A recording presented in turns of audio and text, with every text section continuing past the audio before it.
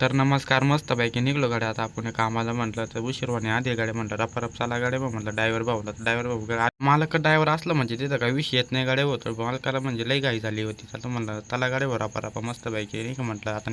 तर पाहुण्याला म्हटलं थोडी जागा द्या म्हटलं नितीन ब्लॉगरला बसू द्या नाही का म्हटलं मध्ये आतमध्ये गाड्या मस्तपैकी नाही का म्हटलं. आता गाड्या म्हटलं घेतला हो दरवाजा लावून घेतल्यानंतर तर तोंडाला स्माईल बिमाईल दिली गाड्या. ड्रायव्हरने मारला गाड्या राईट तर म्हणलं चला पुरीच्या बागात करायची फाईट. तर गाडीला डिझेल टाकून घ्यावं तर म्हणलं गाडीला डिझेल टाकवाच लागेल तर पेट्रोल तर घ्यावंच लागेल म्हणलं आपल्या मसनीला नाही का म्हटलं.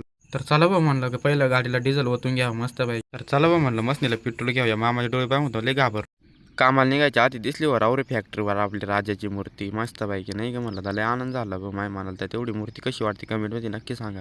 आपली भारतातली राजाची मूर्ती दिसली तर तेवढ्यात लगे रेल्वे दिसली होतं कमेंटमध्ये नक्की सांगा.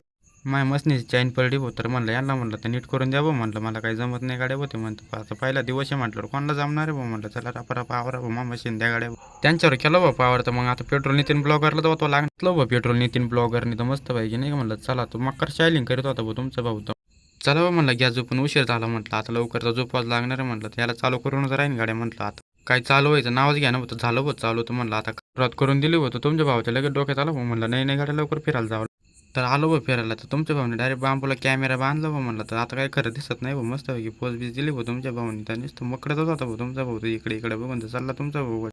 तर निघलो गाडी भाऊ मस्तपैकी बोरं खात तर म्हणलं चला भाऊ रापा मस्तपैकी आता कामाला झोपून घ्यावं लागेल. एक तर यायला उशीर झाला नाही तर मग टाइमपास लावला गाडी भाऊ दोघांनी बी. तर म्हटलं चला भाऊ आपलं झोपून घ्यावं मस्तपैकी नाही का म्हटलं कुठे यांच्या नादीला.